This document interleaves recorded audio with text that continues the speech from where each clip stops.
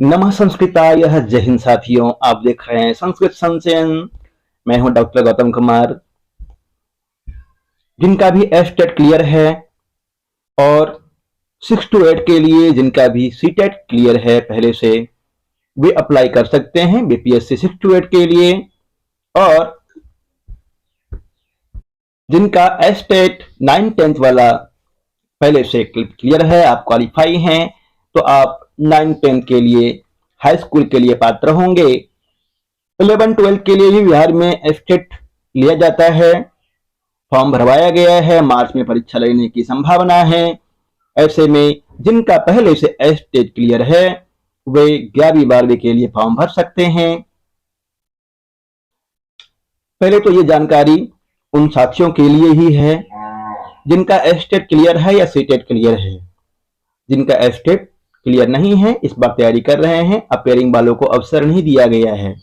हाँ, सीटेट की परीक्षा जिन्होंने दी है, संभावना है कि परीक्षा के ये फॉर्म भरने के अंतिम डेट तक सीटेट का परिणाम आ जाए और आप भी फॉर्म भर पाए। ऐसे प्रभु से प्रार्थना कि आप भी फॉर्म भरने के सक्षम हो जाएं, फॉर्म भरने के योग्य हो जाएं। देखिए भाग्य किस ओर ले जाता है आपको। बात करते हैं 1 to 5, इसमें 1 लाख के आसपास पोस्ट है। 1 to 5, 6 to 8, 9, 10, 11, 12 4 चरणों में वैकेंसी है। 1 to 5, 6 to 8, 9, 10, 11, 12 1 to 5 में आप अप्लाई नहीं कर सकते हैं क्योंकि अब डीएलएड के लिए कर दिया गया है। पूर्णतः जिन्होंने डीएलएड किया है उनको 1 to 5 का पोस्ट मिलेगा, उनको साइड करते हैं। 6 to 8 और 9, 10 6 to 8 में बिहार में जिनका भी पहले से जेटेट है, बीटेट है, बीटेट होता था पहले बिहार में, जिनका भी बीटेट है वो अप्लाई कर सकते हैं। प्लस में सीटेट, सीटेट वाले भी अप्लाई कर सकते हैं। जिनका सीटेट क्लियर है वे भी 6 to 8 में बिहार में अप्लाई कर सकते हैं। 9-10 के लिए बिहार में एस्टेट होता है। इससे पहले 2 बार एस्टेट, एक तो 2019 में और हाल फिलहाल में ही अगस्त में सीटेट की परीक्षा, एस्टेट की परीक्षा हुई थी। उसमें जो भी साथी क्वालिफाई हैं वे अप्लाई कर सकते हैं। 2012 में भी हुई थी, पर उस समय के अभ्यर्थी बहुत ही कम बचे होंगे, नगण्य होंगे। संस्कृत के, अन्य विषयों को कह नहीं सकते हैं, संस्कृत विषय के नगण्य ही अभ्यर्थी होंगे। ऐसे 11-12 में तो बिल्कुल भी 2012 वाले अभ्यर्थी नहीं है। 2019 में एस्टेट नहीं हुई है और 2023 में एस्टेट हुआ है 11-12 का। ऐसे में विद्यार्थी बहुत ज्यादा तो नहीं है क्योंकि 2800 कुल विद्यार्थी थे 11-12 में से 1000 के आसपास का चयन हो गया है। फिर भी 1500 के आसपास 11-12 के विद्यार्थी जिनका हाई स्कूल में हुआ है। ऐसे बहुत सारे ऐसे भी होंगे जो +2 में भी अप्लाई करेंगे जिनका एस्टेट है। कुल 3000 के आसपास, 3300 के आसपास विद्यार्थी होंगे क्योंकि +2 में ऐसे भी विद्यार्थी है जिनका हाई स्कूल में भी था और +2 में भी था, उन्होंने +2 ही ज्वाइन किया है। हाई स्कूल में अच्छा खासा सीट आने वाला है। कुल कितने सीटें हैं?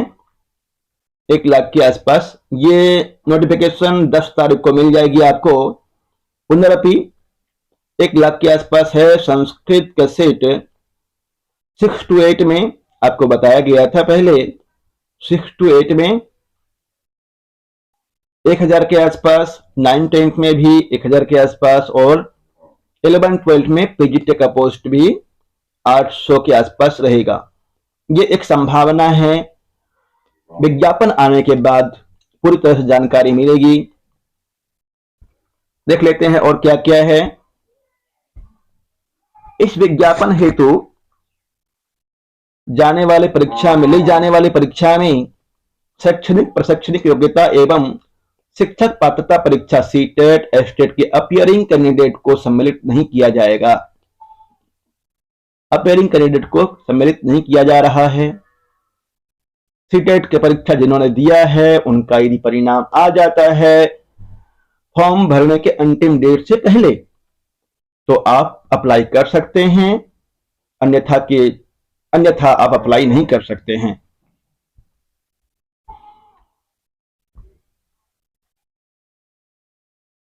सीटेट 1 to 5 के लिए सीटेट 1 होना जरूरी है या बीटेट का पेपर 1 होना जरूरी है। मध्य विद्यालय के लिए सीटेट पेपर 2 या बीटेट पेपर 2 होना जरूरी है। 9-10 के लिए 9-10 के लिए क्या चाहिए आपका? 9-10 के लिए साथियों 9-10 के लिए एस्टेट प्लस में बीएड तो होना ही चाहिए। टीईटी पोस्ट के लिए बीएड, बीए प्लस बीएड होना चाहिए और 11-12 के लिए भी एस्टेट पेपर 2 होना चाहिए।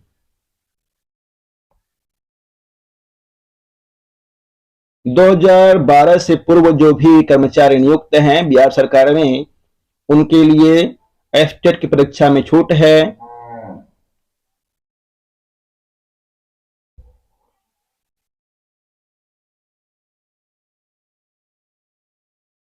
%50 मार्क्स होना चाहिए आपका बीए में, तभी आप हाई स्कूल के लिए अप्लाई कर सकते हैं।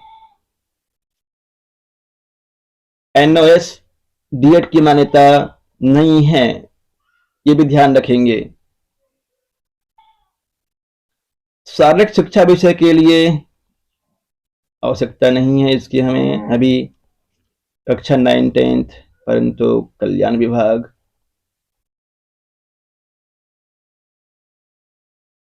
भाषा से संबंधित माध्यमिक विद्यालय अध्यापक के पद हेतु भाषा से संबंधित विषयों में संबंधित भाषा में स्नातक स्तर पर प्रतिष्ठा आनुषंगिक विषयों के रूप में पठित हो।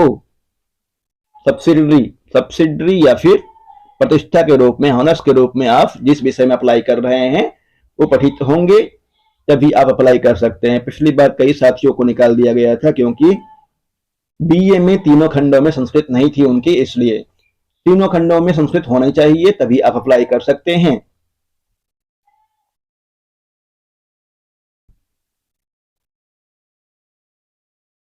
और अन्य विज्ञापन का शर्त बता दिया गया है आपको, पुनरपि देख लीजिए। और जो साथी अब तैयारी करना चाहते हैं मुझसे जुड़ सकते हैं, मैसेज कर सकते हैं।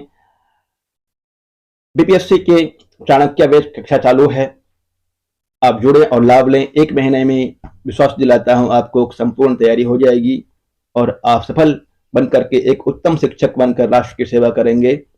जुड़िए, तैयारी कीजिए, अल्प शुल्क में आइए, जुड़िए।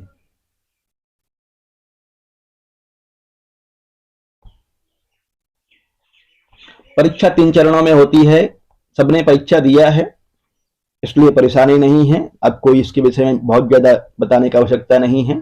एस्टेट नहीं हुआ नहीं अभी, पहले 6 to 8, 9, 10, 11, 12 इस तरह से है। अलग अलग तिथि में परीक्षा है।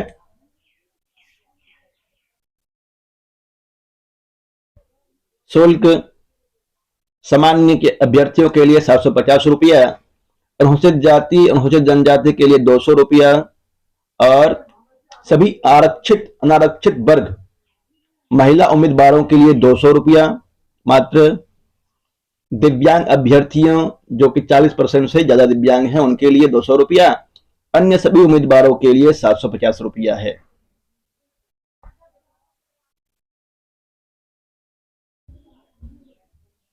बायोमेट्रिक ऑनलाइन बायोमेट्रिक फी के रूप में भी 200 रुपया लिया जा रहा है। अब ये जानकारी जरूरी है आपके लिए क्योंकि परीक्षा का फॉर्म भरेंगे उसके बाद ही तैयारी होगी आपकी। जब तक कि आप फॉर्म नहीं भर लेते हैं तब तक आपके मन में हलचल सा लगा रहेगा। पिछली बार फॉर्म भरने में कुछ साथियों से गलती हो गई थी, लगातार परेशान दिख रहे थे वे अभ्यर्थी। अंतिम में अतुल प्रसाद जी का ट्वीट आया, तब जाकर के चैन मिली उन्हें।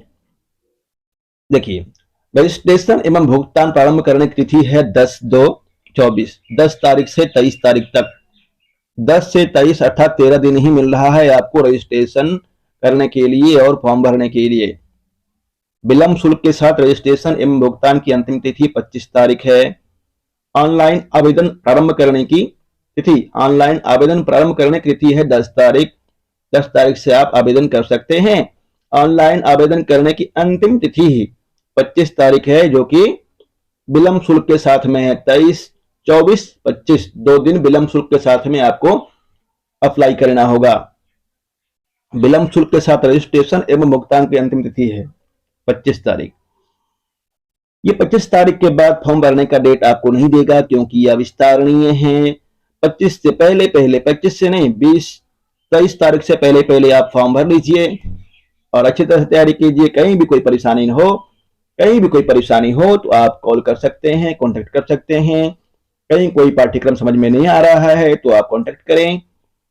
और तैयारी करने के लिए आप अच्छी तरह से स्वयं तैयारी कर रहे हैं तो बहुत अच्छा, या फिर आप जुड़कर तैयारी करना चाहते हैं मेरे साथ में तो आइए, जुड़िए। शुभकामनाएं सबको। धन्यवाद।